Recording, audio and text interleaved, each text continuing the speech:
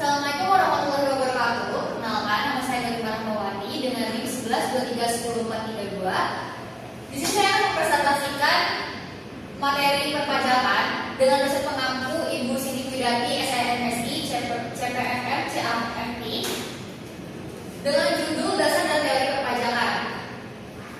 Saya akan mulai dari pendahuluannya. Jadi, pajak adalah kontribusi wajib yang diberikan oleh warga negara kepada pemerintah.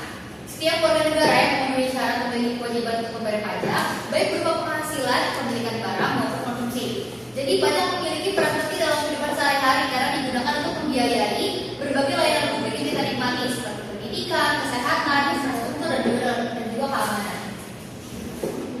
Selanjutnya ada pendudukan hukum pajak. Di sini ada 3 poin.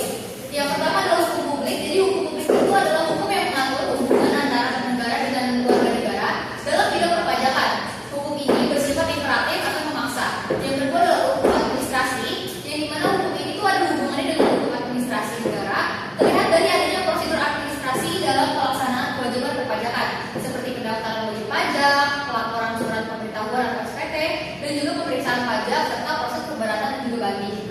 Terus juga ada hukum pidana. Jadi hukum pidana ini tuh terlihat dari adanya ketentuan sanksi pidana bagi pelanggaran berat di bidang perpajakan seperti penggelapan pajak atau juga pemalsuan dokumen perpajakan. Selanjutnya ada pembagian hukum pajak. Ini cuma ada 2. Yang pertama adalah hukum pajak material dan juga hukum pajak formal. Jadi hukum pajak material ini merupakan norma-norma yang menjelaskan keadaan, perbuatan, dan juga peristiwa hukum yang harus dikenakan pajak, siapa yang harus dikenakan pajak, dan juga seberapa besar pajak yang akan dibayarkannya. Yang kedua adalah pajak formal. Jadi hukum pajak formal ini merupakan peraturan-peraturan mengenai berbagai cara untuk mewujudkan hukum material tadi menjadi suatu kenyataan.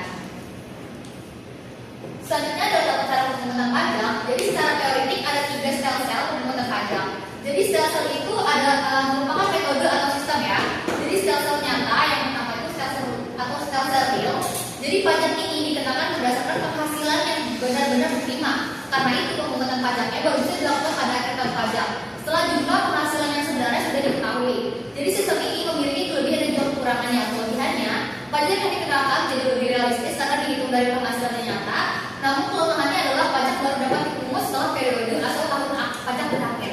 Yang kedua adalah stelsel anggaran atau anggapan atau stelsel fiktif, di mana pengenaan pajak ini didasarkan pada perkiraan yang telah diatur dalam undang-undang. Misalnya, penghasilan seseorang pada 1 tahun itu dianggap sama dengan penghasilan pada tahun sebelumnya. Dengan begitu, sejak awal tahun pajak sudah bisa ditentukan berapa besar pajak yang harus dibayarkan pada tahun tersebut.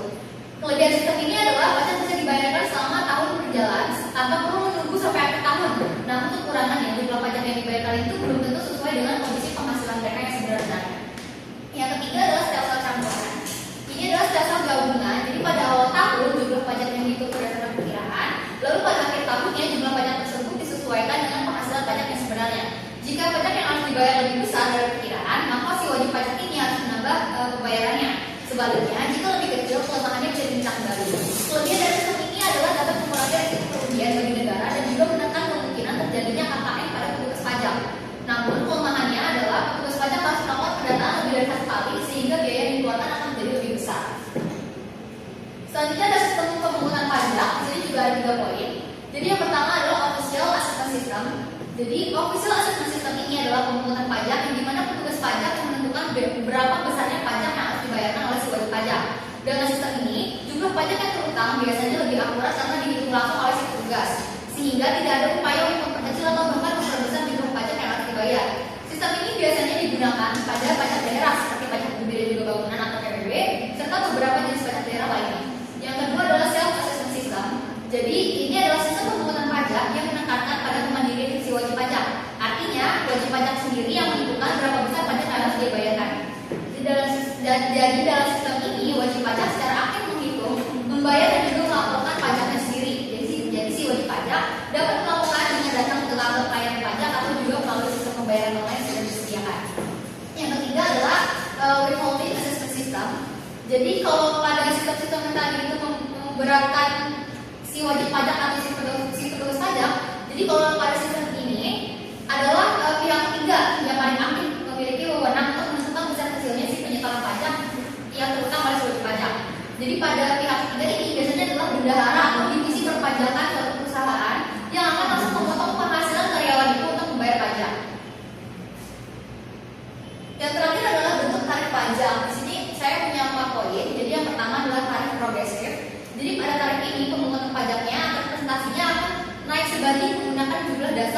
pengenaan pajaknya.